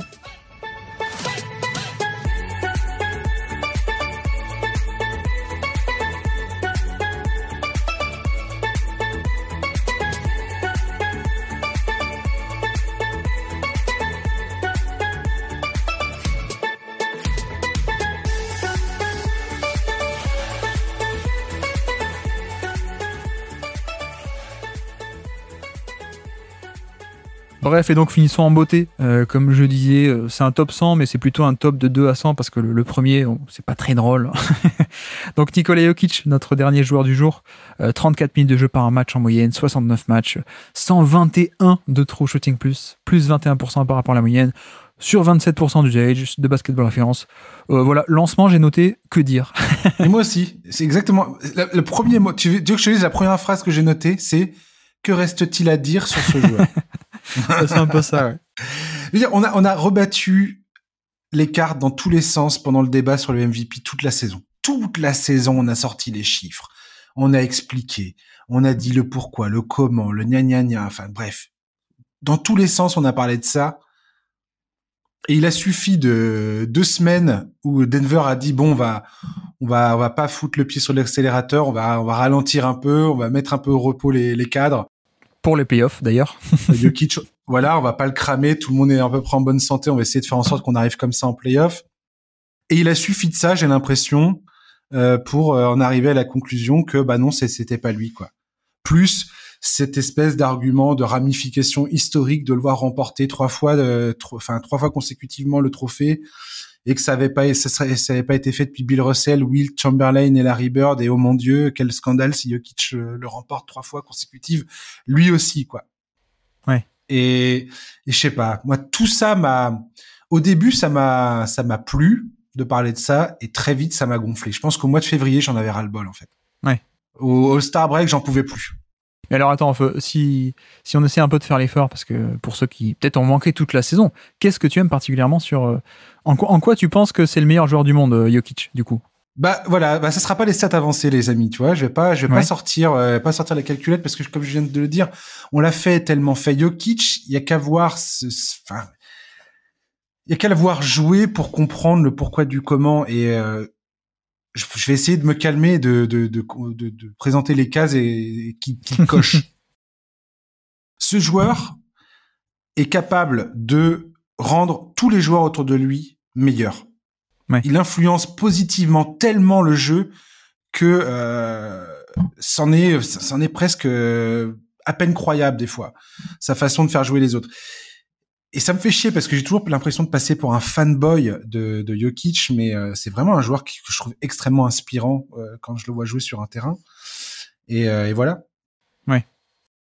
Il y a sa façon de répondre présent dans les moments clés. Pour moi, c'était vraiment cette saison et cette campagne de play-off ce que je voulais voir de lui. Parce que dominer une saison régulière, on l'a vu faire. Les 2 dernières saisons, il a été des MVP. C'était pas volé, on sait pourquoi. Et je voulais le voir maintenir cette efficacité, maintenir cette capacité à influencer le collectif, à répondre présent à des moments clés, décisifs dans les matchs de play-off. Et là, c'est ce qu'il a fait. Il a répondu présent pendant 4 séries de play-off. Il a fait exactement ce qu'on attend d'une superstar en NBA, ouais. À savoir à chaque fois être là quand il le faut, quoi. Oui, et puis en plus, pas de manière... ça qui est intéressant, tu dis il répond présent au grand moment. On a décortiqué, nous, les finales NBA sur Twitch, etc. Et tu voyais que il y a des matchs, il y a un match à Miami notamment. En fait, toute la fin du match, il prend possession par possession, et c'est lui qui le fait, mais c'est juste qu'il le fait pas comme d'habitude, genre je fais l'isolation à 15 mètres du panier, je mets le pull-up et tout. Mais il le fait, mais à chaque fois au poste bas ou au milieu de la zone ou des trucs comme ça. Et ça n'a pas l'air comme d'habitude, le stéréotype de l'isolation, le joueur qui dribble et qui met son pull-up, mais il le fait quand même, quoi. C'est ça. C'est que Jokic a des façons de dominer un match et de lire le match qui moi me laisse parfois Ouais. circonspect. Je suis là à me dire mais c'est incroyable. Dans les playoffs, on l'a vu parfois prendre les matchs à son compte offensivement quand il fallait le faire, ou du moins essayer. Il y a un match contre Phoenix où je sais plus c'est pas 53 points qu'ils plantent dans les dents de Phoenix et ils perdent le match. Je crois que c'est ça. Ouais. Peut-être que je dis des conneries parce que j'ai non, pas c'est match 3 ou 4, un truc comme ça. Ouais, un truc comme ça. Enfin bref, on l'a vu prendre des matchs à son compte offensivement, on le voit distribuer le ballon quand il fait en fait, cette capacité qu'il a de faire ce qu'il veut m'impressionne énormément. Et l'autre fois, j'écoutais un podcast de Zach Lowe où il parlait avec son invité du fait que Jokic a atteint un niveau, le unguardable level. Aujourd'hui, il n'y a pas de défense contre Jokic. Oui, c'est ça. Ouais. Tu peux pas te défendre contre Jokic. Jokic fera son match quoi qu'il arrive. Tu ne peux pas te défendre contre lui. Ou tu peux le freiner avec la fameuse défense où notamment Minnesota l'avait très bien fait avec Kat et Gobert en deuxième rideau, ce qu'on les Lakers ont essayé de faire avec Hachimura et Davis en deuxième rideau. Oui. Ce qui manquait à Miami pour être vraiment plus embêtant qu'ils ne l'étaient. Et Dieu sait qu'ils ont été très embêtants Miami. Ouais, mais tu veux dire Miami, il leur manquait, ils pouvaient mettre Bam sur Jokic, ils avaient que ça, mais il manquait quelqu'un en deuxième rideau. Ouais, ou il manquait un mec qui est capable de mettre sur Jokic pour permettre à Bam de venir en deuxième rideau. Mieux vaut que ton meilleur défenseur vienne en deuxième rideau contre Jokic, j'ai l'impression. Mais après, c'est vrai que pour moi, c'est comme ça que je le définirais également. C'est le meilleur moteur offensif de NBA actuellement en termes de création de décalage, en termes de création de jeu. C'est le meilleur moteur offensif de NBA. Peut-être ça peut se discuter avec Curry, mais honnêtement, je ne pense pas. Et c'est ce qui le caractérise pour moi, c'est que c'est un joueur qui a réponse à absolument tous les problèmes possibles et imaginables. C'est ça le statut unguardable. Tu viens de dire ça d'une autre manière encore. Ouais. Et en fait, tu as un côté où si tu le laisses en 1 contre 1, il va les scorer de manière facile, aisée en fait. Il a des efficacités littéralement historiques. Et de l'autre côté, si tu fais trop de prises à deux, tu fais des défenses un peu qui zonent autour de lui, en fait, il trouve aussi la solution. Il n'y a aucun moyen de gagner face à lui de ce point de vue-là. Alors, tu peux quand même, c'est une exagération sémantique évidemment, mais c'est quand même très très difficile de trouver le bon dosage, sachant qu'en plus que de l'autre côté, si tu mets que des bons défenseurs, il faut quand même arriver à scorer contre lui de l'autre côté. Donc il y a toujours ces vases communicants, mais sur l'efficacité notamment, ce qui est assez dingue, c'est que il est 1,41 points par tir sur la saison au général, 1,41 points par tir. C'est 3e de NBA, tout poste et tout joueur confondu. Et donc c'est 3e de NBA au milieu de joueurs qui sont que des dunkers, que des finisseurs sur dunk ou sur alley-oop. Voilà, il est 3e de toute la NBA alors que lui il a un profil de tir très différent. Et même plus globalement, 121 de true shooting plus, donc plus 21% par rapport à la moyenne au niveau du scoring individuel. Minimum 121 de true shooting plus sur 27% d'usage. Dans l'histoire, ou alors on va dire depuis 40 ans, c'est la 5e saison individuelle à faire ça. La 5e à peine. On a eu KD qui l'a fait en 2013, mais pas du tout avec le même volume de passing. On a eu Stoudemire qui l'a fait, mais dans un rôle de finisseur, de vraiment un gros finisseur à côté de Steve Nash. Et puis après Curry, en 2016 et 2018.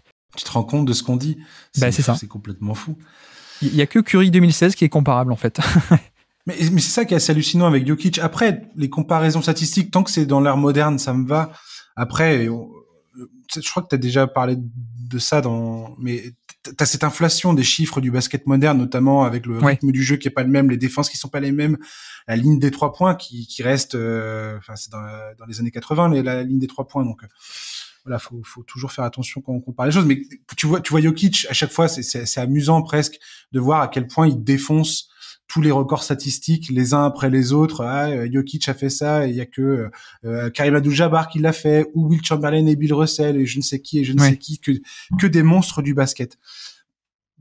Pourquoi je dis ça ? Parce que, et j'aimerais bien ton avis là-dessus, ce que j'aime bien chez Jokic, je crois que c'est un des trucs que je préfère chez lui, c'est à quel point il nous oblige en tant que fans, enfin pas moi personnellement, mais les fans NBA, notamment ceux qui se gavent de highlights et de résumés des matchs, comment Jokic nous interroge sur la conception que l'on se fait de la superstar en NBA. Oui. Voilà un joueur qui saute à 1 centimètre du sol, qui mesure 2,15 m, alors qu'il y a quelques années de ça, on est en train de prédire la mort du pivot en NBA, du poste 5, et lui révolutionne totalement cette position. C'est limite aujourd'hui s'il est pas dans la conversation du meilleur passeur de l'histoire de la ligue avec les Magic Johnson, les Steve Nash, les Jason Kidd et tout ça. Enfin bref, tous ces mecs-là qui semblaient intouchables.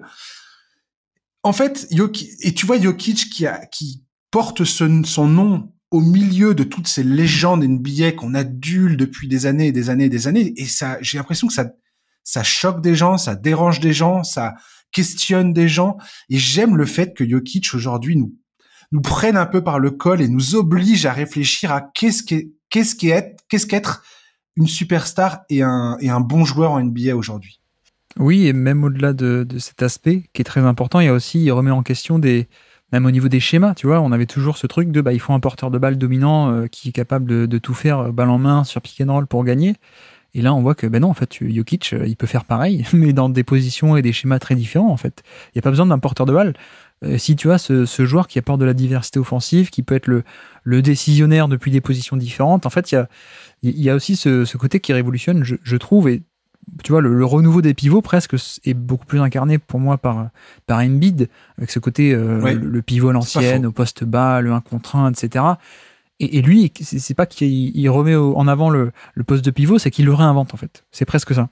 C'est ça. Après Embiid, parce que le poste bas, à l'époque, je me souviens, je sais pas si tu avais vu cet article avec Hakeem Olajuwon, où on lui demandait de comparer un petit peu Embiid et Jokic, et pour le coup, pour moi, c'était un des meilleurs arguments à fournir pour expliquer pourquoi Jokic, quelque part, est un cran au-dessus de Joel Embiid. Quand bien même Joel Embiid est un joueur magnifique, quand il est en bonne santé et que tout va bien pour lui, ça peut être un joueur. Je comprends tout à fait qu'on soit fan de joueur et qu'on trouve que c'est c'est quand il a eu son MVP, pour moi il n'y avait pas de scandale. Je veux dire, bon, voilà, c'est comme ça, j'ai envie de vous dire. Peu importe au final, mais on en a vécu d'autres. oui, et puis Nikola Jokic, typiquement, c'est le joueur, il s'en fiche, quoi. Ouais. Mais voilà, enfin, j'ai un peu perdu le fil de ma pensée. Tu parlais de l'article de Olajuwon. Oui, voilà, Olajuwon. Et quand t'entends Olajuwon parler de Jokic, un truc qui me fascine toujours, et c'est une chose que j'apprécie chez des joueurs comme Kobe Bryant, comme Michael Jordan, tous les joueurs que j'ai appréciés, Duncan aussi était comme ça. Olajuwon parle des appuis de Jokic, de ses appuis élites. Ouais. Qu'est-ce qui permet à un joueur, je sais pas si t'as déjà joué au basket, toi, mais quand tu joues au basket, souvent, quand t'as un ballon dans les mains, le plus dur, c'est de se mouvoir sur un terrain. Et tout ça, c'est des jeux d'appui, c'est savoir comment faire tes deux pas pour pas faire marcher, comment faire bouger ton défenseur en sentant ses mouvements. Et tout ça, c'est une question de bouger tes jambes, en fait. Ouais. Et il parle de ça concernant Jokic. Et ce que tu disais tout à l'heure, Jokic, tu fais une prise à 2, t'es mort. Tu défends un contre un contre lui. Ouais. Si c'est pas Bam Adebayo ou Anthony Davis, il y a peu de chances que tu arrives à l'arrêter.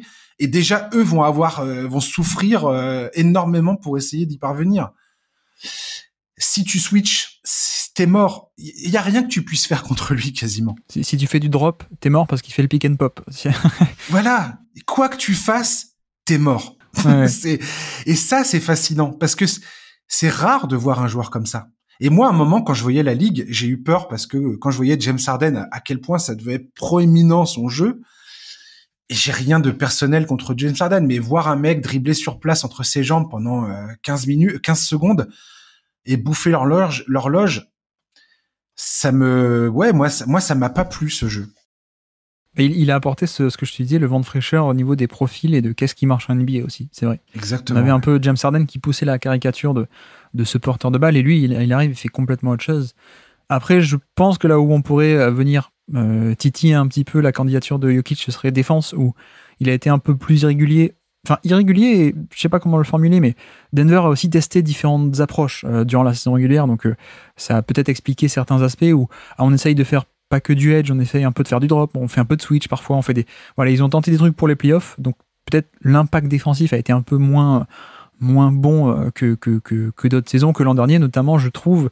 Mais pour moi, à l'échelle individuelle, l'attaque est à ce point plus importante que la défense pour que on se pose même pas trop la question avec d'autres candidats de cette année, que ce soit des Antetokounmpo, des Curry, des Embiid, des Kawhi, enfin voilà.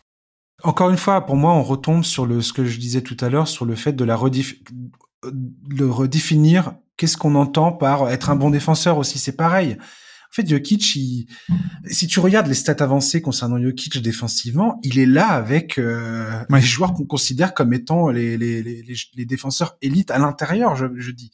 Oui, tu veux dire que certains pensent encore que c'est une passoire qui bouge pas trop, quoi. Oui. Bien sûr, il y en a plein qui disent ça encore. C'est même un des arguments majeurs contre Jokic, alors que ce n'est pas du tout vrai. Et ça a tendance un peu à m'énerver. Au bout d'un moment, tu dis bon, il y a un moment, si vous voulez qu'on discute, il faut qu'on discute sur la base de quelque chose qui soit réel, qui soit factuel. Et si t'es en train de me dire que Jokic, de toute façon, ça vaut rien défensivement, bah déjà pour moi la conversation est mal engagée puisque c'est pas vrai. Donc factuellement, c'est faux. Oui, ça c'est vrai. Mais ça c'est. Donc, ce que tu dis est vrai. Ce que tu dis est vrai, parce que. Moi, je te dis c'est vrai alors que tu dis c'est faux. Mais... non, mais on s'est compris. On a compris. Et Jokic, voilà, c'est pareil. Encore une fois, là, on tombe sur. Tout à l'heure, on parlait de Tim Duncan et d'Alorford. Pourquoi ils sont forts défensivement à un âge avancé? Parce qu'il y a une science du placement et Jokic, c'est exactement comme ça qu'il défend. Tout à l'heure, on parlait au tout début, je sais plus de qui on a parlé en tout premier, de Mark Cannon. Oui. Et on parlait je disais, ça dépend aussi avec qui tu partages le terrain. Ou quand on parle de Bogdanovic et de Trae Young. Ça aussi, ça rentre en ligne de compte. Effectivement, quand Jokic joue dans un effectif où tu as Aaron Gordon, KCP et Bruce Brown avec lui sur le terrain, il y a une chance que ses statistiques défensives s'améliorent ou paraissent un peu plus belles. Ou que lui ait beaucoup moins de choses à faire défensivement qui font que il est plus efficace, je sais pas, ça doit sûrement jouer tout ça. Ouais. Non mais je suis d'accord. Je sais pas ce que t'en penses, mais non mais tout à fait. Bon après il faut pas s'énerver. Hein. Voilà, l'an prochain il fera son 4e MVP d'affilée et puis tout le monde sera content et puis ce sera la première fois de l'histoire. Tu me fais rire. Ce running gag que tu fais me fait rire à chaque fois sur les réseaux sociaux. Hashtag le déni. Bon, je t'embête pas avec le classement, hein. On passe vite, on n'en parle même pas. Oui, non, mais voilà, c'est comme ça, et puis et puis pour ceux, je sais pas, qu'est-ce que tu dirais toi à ceux qui trouvent que Jokic n'est pas le numéro 1? Ça serait quoi toi ton argument principal à leur opposer? Mon argument, ce serait à leur opposer ou aller dans leur sens? Non, alors à dire toi comment tu expliques de ton point de vue Jokic numéro 1? Ah ben moi, en quelques mots, c'est à l'échelle individuelle, l'attaque est plus importante que la défense, sauf peut-être pour le pivot, mais encore même là-dessus. Et c'est un créateur de décalage incroyable. C'est le meilleur moteur offensif de la NBA actuellement, le plus celui qui va créer le plus et porter le plus une attaque haut. Et en plus, c'est pas que du passing, il y a un côté létal littéralement au niveau, enfin pas littéralement parce qu'il tue pas des mecs, mais il y a un côté létal en attaque au scoring individuel. Donc non, il y a tout, et pour moi c'est là aussi où on peut faire. Bon, je peux renvoyer vers des podcasts qu'on a fait sur la course au MVP, mais toi comme moi d'ailleurs, mais ce qu'on dit aussi c'était que Embiid score beaucoup plus en quantité, un peu moins en qualité, mais tout de même très efficace, mais ça ne crée pas la même synergie offensive. C'est ça, mais c'est ça pour moi le nerf de la guerre, effectivement. Oui. On parle d'un sport collectif, tu vois. Mais ouais. C'est pour ça que l'exercice de classer des joueurs individuels est pour moi toujours un exercice périlleux, parce que des fois je trouve que dans le débat basket NBA, on a souvent tendance à parler des joueurs comme si on était là à parler c'est comme si on sortait des cartes de collection et qu'on comparait les joueurs les uns aux autres. Oui. Mais pour moi, faut jamais oublier de dire que de se rappeler que le basket c'est un sport collectif et que tu peux pas faire sans les autres, quoi, et que tout ça doit être pris dans l'ensemble. Donc le classement était facile à faire, mais est-ce que le quiz va être facile à faire? C'est toute la question. Donc alors là pour le coup, il y a eu 14 000 actions marquantes que j'aurais pu sélectionner. J'ai sélectionné le 21 décembre 2022 un match contre Memphis où il fait des passes qui sortent de nulle part. Je l'ai vu 5 fois ce match. Oui, voilà. Alors la passe entre les jambes pour Bruce Brown. Entre les jambes, ouais. Voilà. Ouais. Est-ce que tu es capable de me citer des joueurs sur le terrain au moment de cette passe entre les jambes pour Bruce Brown? Non, pas du tout. Si, probablement. Ah, mais je vais me tromper, c'est sûr. Parce que c'est ça qui est marrant. J'ai vu 5 fois. J'ai vu tellement de matchs que 5, c'est pas beaucoup par rapport à la totalité. Il y a Aaron Gordon. Oui. Il y a Jamal Murray. Pas sur le terrain au moment de la passe. Pas sur le terrain à ce moment-là. Ouais. Il y a KCP. Oui, tout à fait. Bruce Brown, c'est lui qui reçoit la passe. Bruce Brown. Donc, il y a Bruce Brown, Jokic, Gordon, KCP. Oui. On est d'accord là-dessus? Oui, tout à fait. Et il me manque le 5e larron. Ce n'est pas Bruce Brown, c'est... Christian Brown. Exactement, Christian Brown. Tout à fait. Bon, ça s'écrit pas pareil, mais ça se prononce à peu près pareil. Ouais, ça se prononce pareil, je crois. Je sais plus, ils avaient fait tout un truc. Et, je sais pas, Michael Porter ou... Non, c'est bon, t'as les 5, hein. T'as les 5 de Denver. C'est bon? Maintenant, c'est Memphis. Alors, Memphis. C'est pas facile, Memphis. Parce que... C'est les Grizzlies à Memphis, hein, au cas où tu paniques. Ouais. Non, mais c'est pas facile parce que j'ai des... Est-ce qu'il y a pas Santi Aldama sur le terrain à ce moment-là? Exactement, il y a Santi Aldama, alors sorti de nulle part. Non, mais c'est parce que je crois que ça m'avait marqué cette histoire. Est-ce qu'on n'a pas Desmond Bane? Pas sur le terrain, non, pas au moment de l'action. Putain. Bon, il y a des classiques quand même. Il y a Jackson Jr. Non, pas encore vu de blessure, je crois. Oh, il est blessé à ce moment-là. Ou alors pas sur le terrain, peut-être, juste. Alors c'est qui à l'intérieur? C'est Adams. Exactement, Steven Adams. Tout à fait. Putain, la vache, les pauvres. Meneur, classique meneur. Pas simple. C'est Morant qui est là, non? Exactement. Ouais. Tout à fait. Ja Morant, Steven Adams, Santi Aldama. Dylan Brooks. Oui, Dylan Brooks est là. Tout à fait. Est-ce que si Bane n'est pas là, je suppose qu'il il est là. Est-ce qu'il y a John Conchar? Exactement, John Conchar est le dernier. Parce que je crois qu'il joue beaucoup dans ce match, John Conchar. Ouais, John Conchar. Pas un mauvais match d'ailleurs. Que j'aime beaucoup, John Conchar d'ailleurs. J'ai fini ou il y a encore un gars? Non, c'est bon. Il y a tout le monde, sauf si tu veux me citer les arbitres pour le coup. Pas du tout, non. Bon, mais je crois qu'on est arrivé au bout, on a tout fait, on a réussi dans le temps imparti. Donc je rappelle le classement. Alors pas le classement en entier, parce que ça commence à faire beaucoup, mais je peux rappeler les noms qu'on a insérés. Donc Nikola Jokic s'installe à la première place. On a un nouveau numéro 1, et je ne suis pas sûr qu'on en aura un nouveau d'ici la fin de la série. Tu vas bien te prendre la tête avec un ou deux invités d'ici là. Peut-être, ouais. Lauri Markkanen s'installe à la 10e place entre Jaylen Brown et Evan Mobley. Al Horford s'installe à la 15e place entre Wendell Carter et Marcus Smart. Et juste en dessous, 17e Anunoby. Et puis Bogdanovic s'installe à la 28e place sur 30 entre Russell Westbrook et Gordon Hayward. Et donc on a fini. Et merci beaucoup. Merci beaucoup de Josh d'être passé sur le Basket Lab. Merci de m'avoir invité, Guillaume. C'est vraiment un plaisir de parler avec toi, comme toujours, et j'espère que tu seras d'accord pour venir la saison prochaine, au moins pour un numéro. Avec plaisir. Dans le NBA Corner. Pour le 4e MVP d'affilée de Jokic. Avant, j'espère. Au moment où il y aura des stats et tu pourras analyser les trucs et tu pourras me dire, tu pourras éclairer ma lanterne un petit peu, que je me nourrisse un petit peu de ton goût pour les chiffres et de ta qualité d'analyse.